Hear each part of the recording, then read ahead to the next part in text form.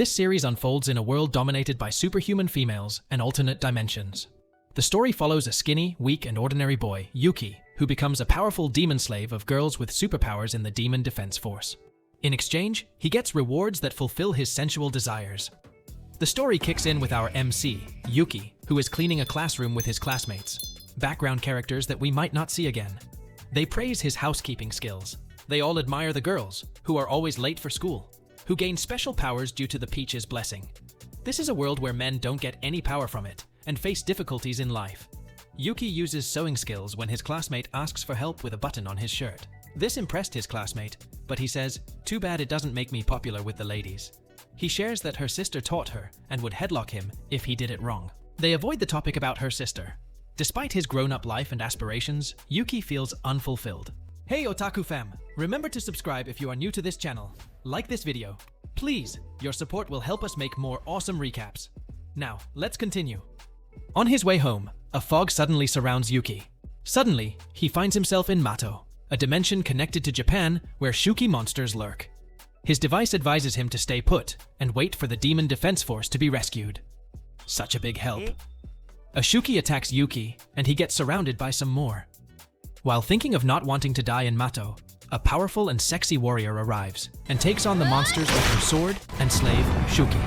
She introduces herself as Commander Kyuka Uzen of Demon Defense Force 7th Squad. She instructs Yuki to sit on her slave Shuki's back as they run away. Reinforcements Himari, Shushu, and Nei make a stylish entrance. They display their amazing powers and kill the monsters.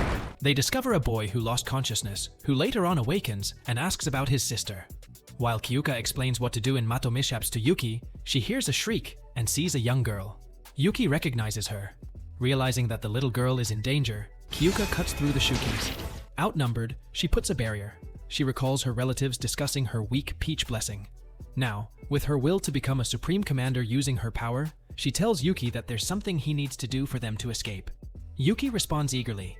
Kyuka says she will make him her slave. Eh? He didn't expect that. Kyuka explains that it's their way of escaping. Yuki responds, "You want me to fight those things?" Kyuka extends her hands, inviting him to lick them. Yuki, who never touched a girl, licks her finger. He then turns into a powerful, enslaved being. Now that's what you call transformation. Kyuka and her team are amazed as Yuki, in his enslaved form, delivers powerful punches, beating the Shukis one by one like insects. The two kids are reunited. However, more Shukis transform into a larger monster. Kyuka urges Yuki to deliver the final blow with their combined immense power. Together, they defeated the colossal monster. Yuki turned back to normal, and Kyuka told the girls to leave with the kids, as she needs to talk to Yuki alone. Kyuka entices Yuki to become her slave and save the world. A confused Yuki is thrown off by her forceful kiss. Despite his protests, Kyuka pushes her agenda, landing a more lustful kiss, while explaining it is the price of her ability to reward her slave. What a reward. In the dorm, it shows Nei reporting the rescued kids and getting ready for extraction. Back to Kyuka, with her goal and sensing Yuki's desire to be a hero, she offers him to become her permanent slave, and Yuki agrees to escape his ordinary life. As Yuki and Kyuka reach the Defense Force dorm, Yuki's heart soars with hope as becomes a member, but his celebration is short-lived. Kyuka throws cold water on his dreams, announcing he's not a member, just a house caretaker. He tries to protest, but the girls overwhelm him. Regardless, the girls eagerly congratulate Yuki on joining Mato's elite 7th squad. The next day, Yuki had just finished cleaning the dorm. He really is best in housekeeping. Suddenly, a Shuki attacks him, but can't break the dorm's barrier. Nei shows up and explains that the dorm is in Urakimon area, where more Shuki appears. Another one comes and Himari kills it using her skill. Yuki complains he almost got hit by her bullets, but Himari scolds him. Later on, the women of the squad praise Yuki's cooking and cleaning skills. However, Yuki frustratedly realizes, "I wanted to be a hero. Now I'm just a freaking handyman." He tells Kyuka that his dream of becoming a hero is fading due to his lack of battle experience. She tells him that she will use him when needed. Huh? That doesn't sound right. Himari transformed her arm into a sword and points it at Yuki when he tried to rebut.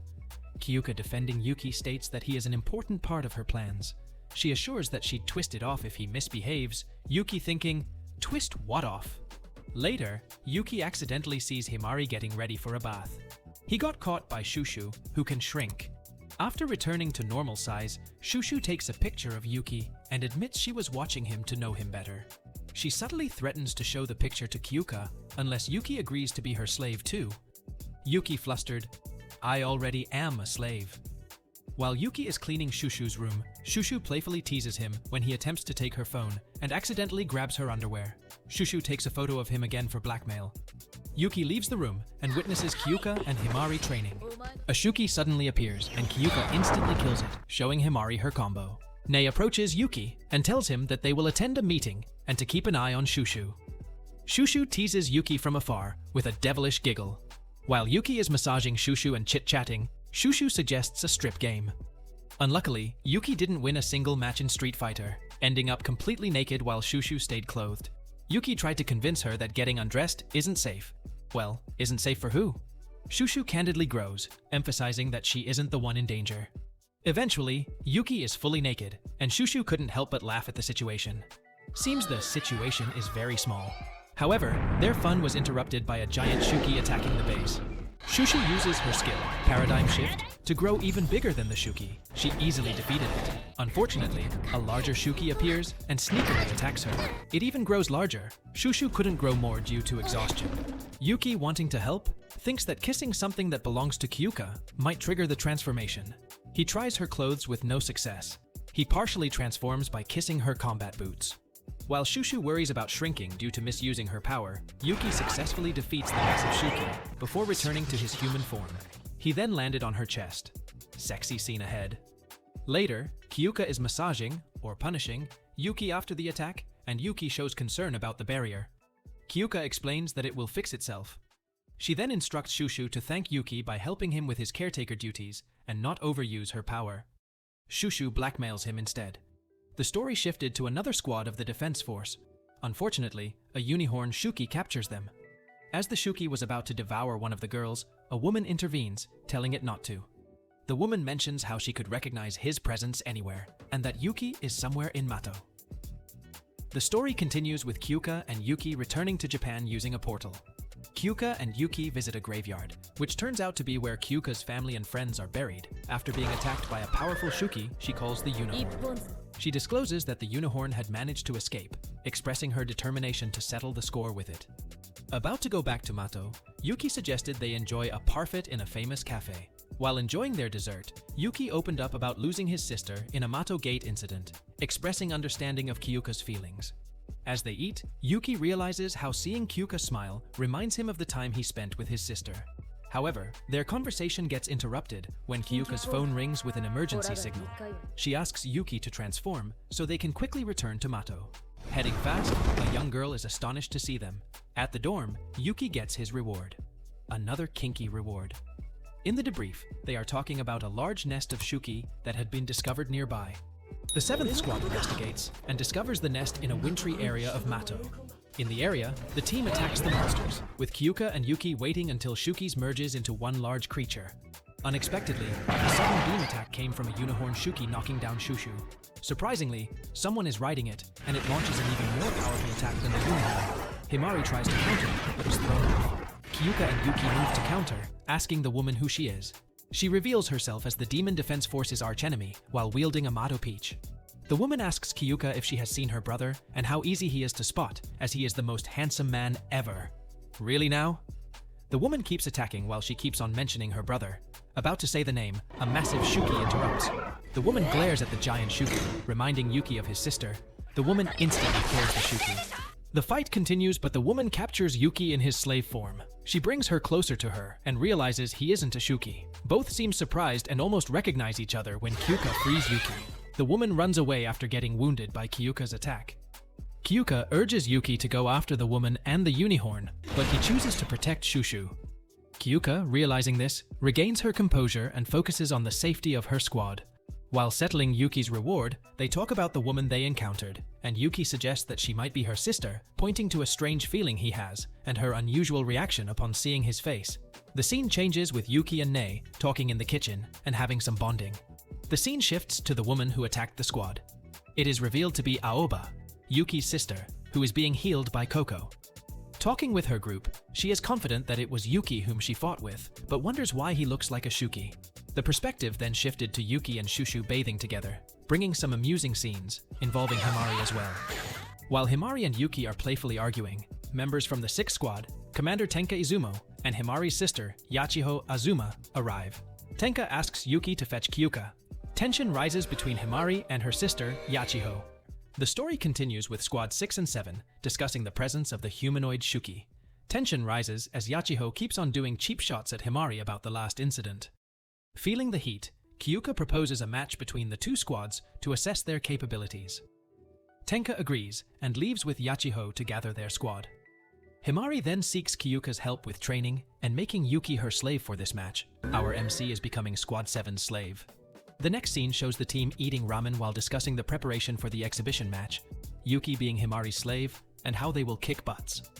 That's the spirit. On the way to training, Himari clarifies her skill to Yuki, which she calls learning. She can learn from other people's abilities and use them for herself. She can do it by selecting an ability on her phone and implements it, even Kyuka's. Himari shows determination to win. As they got surrounded by enemies, Himari asks Yuki to transform by kissing her hand, unaware of the reward aspect of Kyuka's ability. Thinking it is just physically tasking, Yuki then transforms into a slave whirlwind. This form is different than Kyuka's ability. Yuki realizes that he is way faster, but not as strong. He then uses his speed to defeat the enemies. After a few moments, the reward aspect of Kyuka's ability kicks in, leaving Himari confused and so embarrassed. You've been warned, girl. While on their way back, Himari explains that her ability usually degrades what it copies, making it unusable. But it seems different with Kyuka's ability. Despite knowing the price of the ability, Himari is more determined. Yuki asks Himari, "Why are you so desperate to win?" She then shared her past. Being born into the Azuma family, she is expected to be as successful as her older sisters. However, she always seemed to make mistakes at the last moment, resulting in constant teasing at home. This exhibition match is her first chance to prove herself after cutting ties with her family. That's why she needs Yuki's help. Yuki asks about Yachiho's ability.